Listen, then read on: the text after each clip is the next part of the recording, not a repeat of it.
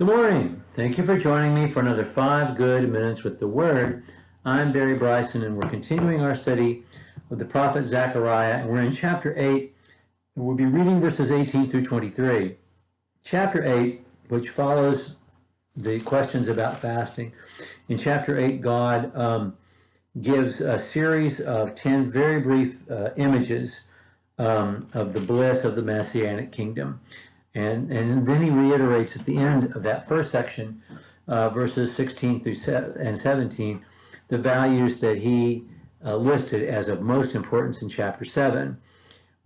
Truth, good intentions, love and compassion, not devising evil in your hearts against each other. That's going to be reinforced in the next few verses, 18 through 23. I think as we read these verses, we'll remember particularly the mountain of Jehovah, the mountain of Yahweh passages in Micah and Isaiah. But let's read verses 18 through 23.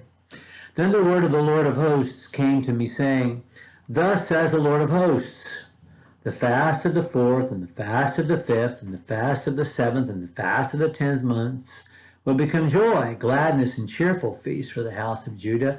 So love truth and peace.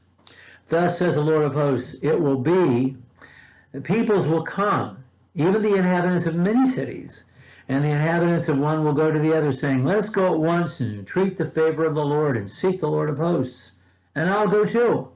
So many peoples and mighty nations will come to seek the Lord of hosts in Jerusalem and to entreat the favor of the Lord.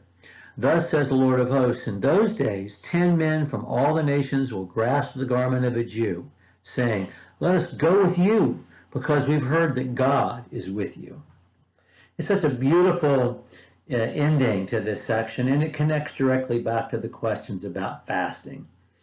It reminds me of Jesus dealing with the questions about Sabbath keeping, particularly as it's reported in Mark's Gospel, where Jesus finally just gets tired of this lawyering up that the Pharisees do and just trying to argue about every little aspect of everything about Sabbath keeping by just giving them the principle behind the Sabbath keeping of the Jews. The Sabbath was made for man, not man for the Sabbath.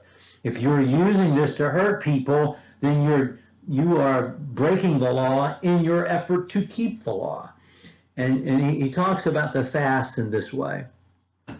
Those fasts that you're using to try to enforce conformity on each other, that's not the way things are going to be in the kingdom. The things that you do to connect you with me and to worship me, and let's not forget in the Sermon on the Mount, Matthew chapter 6, Jesus mentions fasting specifically with almsgiving and with prayer as something he expects us to do.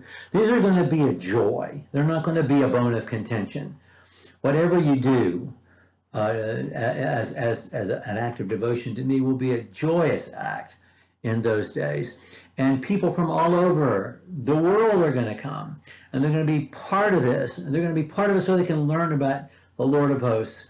And 10 Gentiles will grab hold of the hem of a garment of a Jew, grasp the garment of a Jew, and one envisions, maybe the prayer shawl, and they'll say, we want to go with you because we know that you know about God and God dwells among you.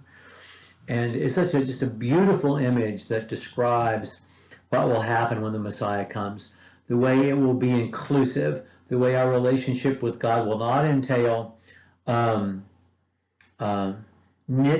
but joy, the way it happens from the inside out, the way that goodwill, kindness, joy, and compassion between human beings because of the Messiah and because of God's blessings will be the order of the day, and it will be infectious, and no one will be able to refuse once they understand how wonderful it is to be part of this Messianic kingdom. It's quite a blessing to read chapter 8, and it really is necessarily connected to chapter 7, and is a great tonic for everyone who thinks our relationship with God is about being stern-faced rule keepers and rule enforcers. obedience and full obedience is absolutely essential and necessary. But we are all saved by grace or not at all. And what God cares about most of all is the intention of our hearts and the way we treat each other, and that our relationship with Him is genuine. And He's made that clear in chapter 7 and 8 of the book of Zechariah.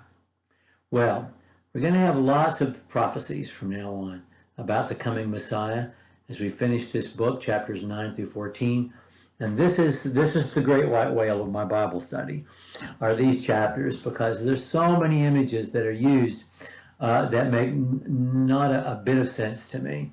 And yet, we have some very specific prophecies that are fulfilled by Jesus that make sure we know that He is the Messiah. We'll talk more about that next time. Thank you for joining me for another 5 good minutes.